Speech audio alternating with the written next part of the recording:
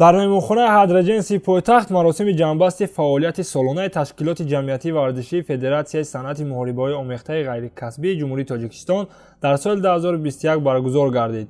Ин маросим санаи 12 январи соли ҷорӣ дар шароити тантанавӣ сурат гирифта, дар он аз фаъолияти солонаи ташкилоти мазкур натиҷагирӣ карда шуд. дар маросими ҷамъбасти соли 2021 нахустин шуда намояндаи Кумитаи кор бо ҷавонон ва варзиши назди ҳукумати Ҷумҳурии Тоҷикистон баромад намуд.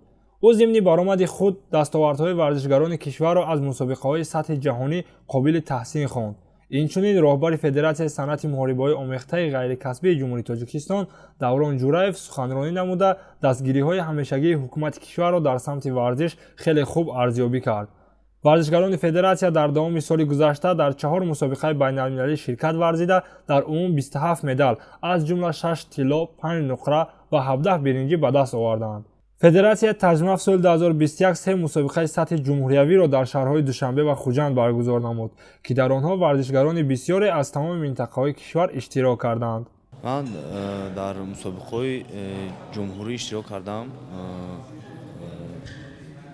ва дар мусобиқаи байналмилалӣ ки дар Казан иштирок кардам ва дар мусобиқаи байналмилалӣ дар Прагаи Чехия иштирок кардам ва сазовори ҷои аввал гаштам.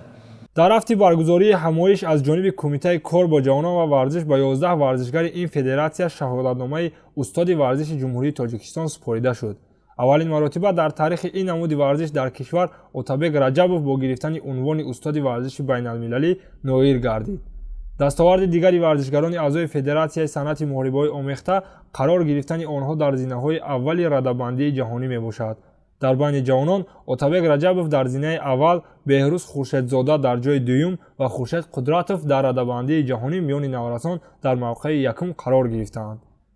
ҳамзамон дар ин чорабинӣ беҳтарин клуби варзишии сол клуби муҳорибаҳои касбии Динамит, беҳтарин мураббӣ Бахтиёр Турсунов, беҳтарин довар Олег Гришин, беҳтарин варзишгар дар миёни наврасони аз 12 то 17 сола Хуршед Қудратов, дар сину соли 18-20 Отабек Раҷабов ва аз 18 сола боло Ҷовидон Маҳмудов интихоб шуданд.